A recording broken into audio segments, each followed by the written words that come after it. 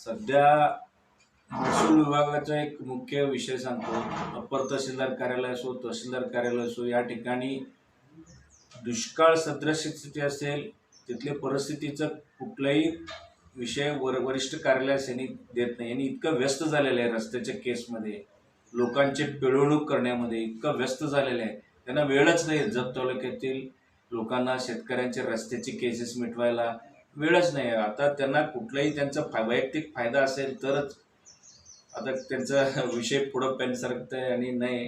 आणि मुख्य म्हणजे इथले लोकप्रतिनिधी, या परिस्थितीमध्ये लोकप्रतिनिधी बिळूरमध्ये आंदोलन होत आहेत, सोन्याळमध्ये रस्ता रोको होत आहेत, इकडे पश्चिम भागात आंदोलन होत आहेत. त्याचे गांभीर्यच नाही लोकप्रतिनिधी आमदारांना. पडळकर साहेबांना अजिबात गांभीर्य नाही आहे. त्यांच्या विरोधात कुणी काय बोललं गेलं तर कुठलं तरी फेक अकाउंट मार्फत त्यांनी शिवीगाळ करायची, पातळी सोडून कमेंट टाकायची, असले उद्योग त्यांना जमत आहे. आज जतच्या परिस्थिती, जतचे लोकप्रतिनिधी म्हणून, जतचे एक पालक म्हणून आम्ही इथं विधानसभेत त्यांना पाठवलेले आहे.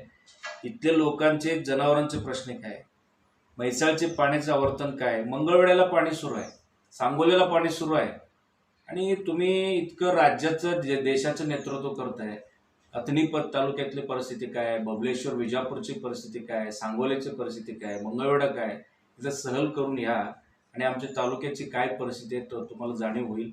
तुम्ही कुठलं तरी एक मोठं विषय, प्राणी संग्रहालय, एअरपोर्ट असले विषय गप्पा न मारता शेतकऱ्यांच्या पोटापाणीचं जर बघितलं तर तुम्हाला लोकांनी मतं दिल्याबद्दल त्यांना समाधान व्यक्त होईल. अन्यथा तुमचं काय ही विषय, आता जे काय चाललेलं परिस्थिती बरोबर नाही आणि लोकसुद्धा तुमचं सगळं नेतृत्व ओळखलेलं आहे आणि लोकप्रतिनिधींचं काय सध्याचं काम आहे, कामकाजबद्दल लोक पूर्णपणे तुमचं सगळं ओळखलेलं आहेत आता.